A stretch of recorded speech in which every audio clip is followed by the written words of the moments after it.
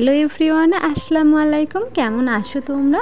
আশা করব যে যেখান থেকে আমার ভিডিওটা দেখছো প্রত্যেকেই খুব ভালো আছো আর সুস্থ আছো। আমরাও কিন্তু বেশ ভালো আছি। তো দেখো, আজকে সকালে উঠে ব্রাশ করা থেকে তোমাদের সাথে ভিডিওটা স্টার্ট করলাম, কারণ প্রতিদিন একটু অন্য রকমভাবে তোমাদেরকে ভিডিওটা প্রেজেন্ট করার চেষ্টা করি তোমাদের সামনে, যাতে তোমাদেরও একটু ভালো লাগে আর আমিও অন্যরকম কিছু টিপস তোমাদের সাথে শেয়ার করতে পারি। তো আজকেও কিন্তু তোমাদের সাথে আমি একটা টিপস শেয়ার করব। এটা একটা home remedy skin care routine. কী বলো তো, আমাদের তো স্কিন প্রবলেম সবারই থাকে, আর বিশেষ করে শীতকালে কী বলো তো, স্কিনটা ভীষণ প্রকারের ড্রাই হয়ে যায়।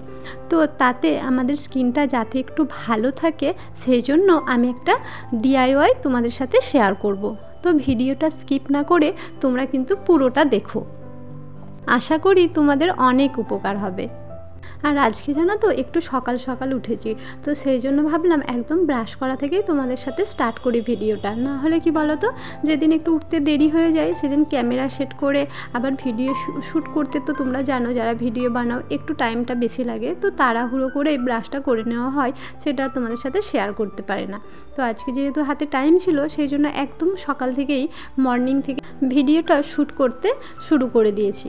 আর বেটুরও কিন্তু মুখ হাত ধোয়া হয়ে গেছে। এখানে দেখো, আমি আগে ব্রেকফাস্টটা করে নেবো। প্রতিদিন না বেটুকে আগে করিয়ে দিই, তো আজকে বেটু একটু বেরু করতে গেছে, ওই জন্য ব্রেকফাস্টটা আমি আগে করে নিচ্ছি। এখানে নিয়েছি 2টো আতপ চালের রুটি আর 2টো নলেন গুড়ের মিষ্টি। কি বলো তো, এই শীতকালে সত্যি এই নলেন গুড়ের মিষ্টি এত খেতে ভালো লাগে না, কি বলবো। এই মিষ্টি তো আর সবসময় পাওয়া যায় না, আর পাওয়া গেলেও দেখবে সেটা না শীতকালের মতো এতটা টেস্টি হয় না। তো শীতকালে যেরকম খেতে ভালো লাগে, আমার কিন্তু ভীষণ ভালো লাগে। সেই জন্য সকালেই একদম ব্রেকফাস্টেই নিয়ে বসে গেছি। আর এখানে আমি ব্রেকফাস্ট করে নেওয়ার পর বেটুকেও খাইয়ে নেবো। আর চলো তোমাদেরকে দেখাই, আমাদের আজকে চিকেন কষা হচ্ছে। তো দেখো, চিকেন কষার কালারটা কি সুন্দর হয়েছে না, তাই ভাবলাম তোমাদের সাথে শেয়ার করি। আর দেখো, আমাদের রান্নাটা কিন্তু মাটির উনুনে হয়। মাটির উনুনে রান্নারও কিন্তু টেস্টটা দ্বিগুণ হয়ে যায়। আমরা গ্যাসে রান্না করে যেরকম খাই, তার থেকে দেখবে মাটির উনুনের রান্নার স্বাদটা কিন্তু একটু অন্যরকম। আজকালকার মাটির উনুনে রান্নাটা তো কমেই গেছে বলতে গেলে, খুব কম মানুষই করে। তো যেহেতু আমরা গ্রামে থাকি, সেই জন্য আমরা কিন্তু সকালের দিকে রান্নাটা মাটির উনুনেই করি। আর রাতেরটা বা বিকালে কোনো কিছু করলে তখন কিন্তু আমরা গ্যাস ইউজ করি। তারপর দেখো, বেটুকেও কিন্তু সকালে একটু ওটস খাইয়ে নিয়েছিলাম। তো ওর ওটস খাওয়া হয়ে গেছে, এখন বাজে ওই 11টা মতো। তো 11টার সময় কি আর দেবো, সেই জন্য একটা আপেল দিচ্ছি। আর বেটু এখনও জানো তো, বেটুর সমস্ত দাঁত হয়নি, যে কারণে ও সব জিনিসটা চিবিয়ে খেতে পারে না। আর আপেলটা যদি সরু করে কেটে দেওয়া হয়, সেটা কিন্তু ও চিবিয়ে খায়। খেলেও কি বলো তো, একটা পুরো আপেল খেতে পারে না। তখন হয়তো সেই ছোট টুকরো করে দিলে 2 পিস বা 1 পিস সেটুকু খেলো। এবার ওইটুকু খেয়ে কি আর হয়? সেই জন্য ভাবছি সারা জীবন তো দাঁতে কেটে খাবেই, তো আপাতত এরকমভাবে একটু পেস্ট করে দিই। তো পেস্ট করে দিলে কিন্তু খেতে পারবে। ওই জন্য এই গ্রেটারের সাহায্যে একটু গ্রেট করে নিলাম। গ্রেট করে নিলে ওর কিন্তু খেতে সুবিধা হয়। আর এখন যেহেতু বড় হয়ে গেছে বেটু, এখন তো আর সেদ্ধ আপেলটা দিতে পারি না, কারণ সেদ্ধ আপেলে তো অনেক পুষ্টি গুণাগুণ কিন্তু থাকে না, অনেক জিনিস নষ্ট হয়ে যায়। সেই জন্য এভাবেই বেটুকে গ্রেট করে দিই। আর তোমাদের যদি কোনো কিছু প্রসেস জানা থাকে, সেটা কিন্তু আমাকে কমেন্ট করে জানাবে, যে আমি অন্য কোনোভাবে খাওয়াতে পারবো অথচ পুষ্টিগুণ একই থাকবে। এরকম যদি কিছু জেনে থাকো কেউ, সেটা কিন্তু আমাকে কমেন্ট করে জানাবে। কারণ এভাবে কি বলো তো, গ্রেট করে দিলেও না সমস্ত গুণাগুণটা থাকে না। তো কি আর করা যাবে, যেহেতু দাঁতে কেটে খেতে পারছে না, সেই জন্য বাধ্য হয়ে আমি এরকমভাবে দিই আর কি। ও জানো তো, ভীষণ পরিমাণে গলাতে লাগিয়ে ফেলে। আর এদিকে দেখো, বেটুর জামা কাপড়গুলো কাচবো বলেও একটু সার্ফ জলে ভিজিয়ে দিচ্ছি। আর এই সোয়েটারটাও ভিজিয়ে দিলাম। জানো তো, এই সোয়েটারটা ভীষণ মোটা, তো সেই জন্য সোয়েটারটা না ডেলি কাচি না। ওর সমস্ত জিনিস ডেলি কেচে দিই, কিন্তু সোয়েটারটা ডেলি আর কাচা হয় না, ওই 2 দিন 3 দিন অন্তর কাচি। তো আজকে ভাবলাম বেশ একটু ভালো রোদ বেরিয়েছে, তাই ভাবলাম যে আজকে সোয়েটারটা কেচে দিই, তাহলে শুকিয়ে যাবে তাড়াতাড়ি। তো ওগুলো দেখো ভিজিয়ে রেখে দিয়েছি। এখন কাচিনা কিছুক্ষণ ভিজে গেলে কি বলো তো বেশ ভালো পরিষ্কার হয়। হাতের জোর কম থাকলেও কিন্তু দেখবে খুব সুন্দর পরিষ্কার হয়ে যায় বেশ কিছুক্ষণ যদি ভেজানো থাকে। আর এদিকে দেখো বেটুকে স্নান করিয়ে দিয়েছি। ওকে একটু আগে তেল মাখিয়ে দিয়েছিলাম জানো তো, একটু বেশ ভালো করে অয়েল ম্যাসেজ করে ও একটু রোদের মধ্যে ঘুরছিল। তারপরে ওই আধা ঘন্টা পরে ওকে একটু স্নান করাবো বলে নিয়ে এলাম। আর দেখো না কি অবস্থা করছে।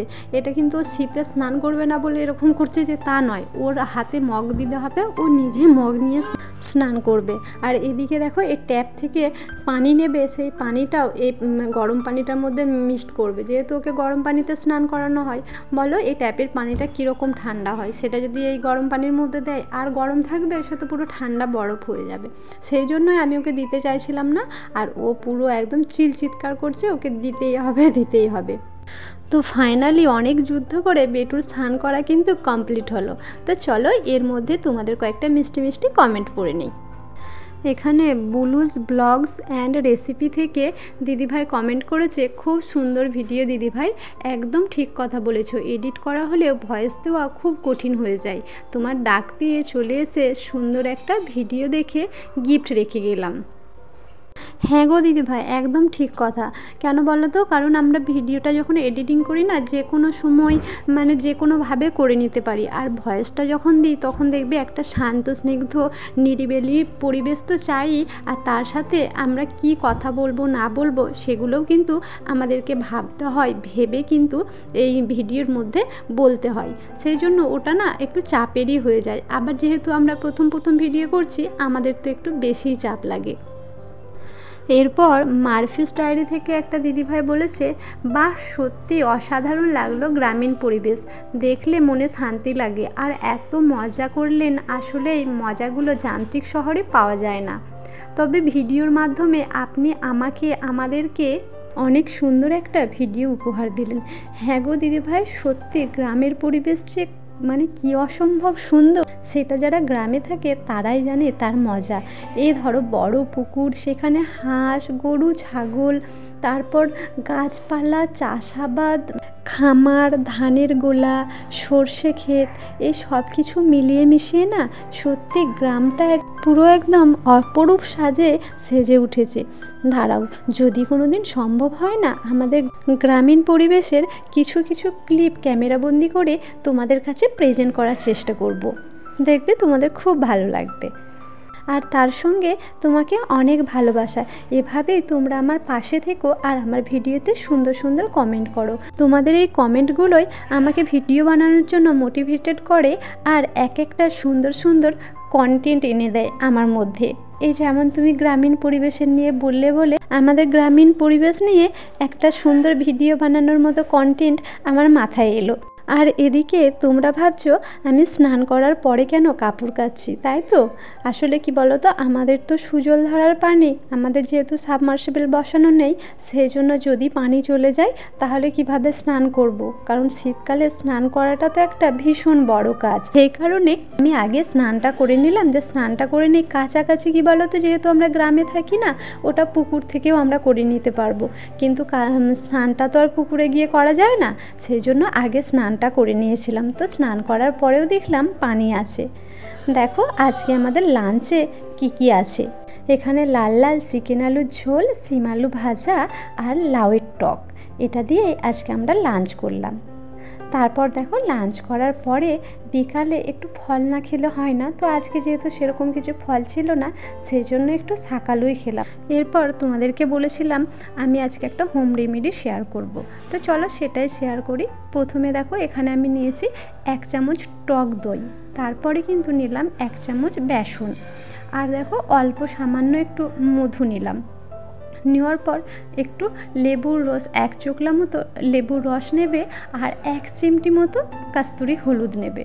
তো এই হলুদটা দিয়ে বেশ ভালো করে এটা রেডি করে নিতে হবে। ভালো করে দেখো আমি এটা গুলে রেডি করে নিয়েছি। নেওয়ার পর আমরা স্কিনে যখন লাগাবো, সবার প্রথম তো আগে স্কিনটা ফেস ওয়াশ দিয়ে ধুয়ে চলে আসতে হবে। এরপর স্কিনটাকে একটু নারকেল তেল দিয়ে ভালো করে ম্যাসাজ করে স্কিনটা আমাদের রেডি করে নিতে হবে।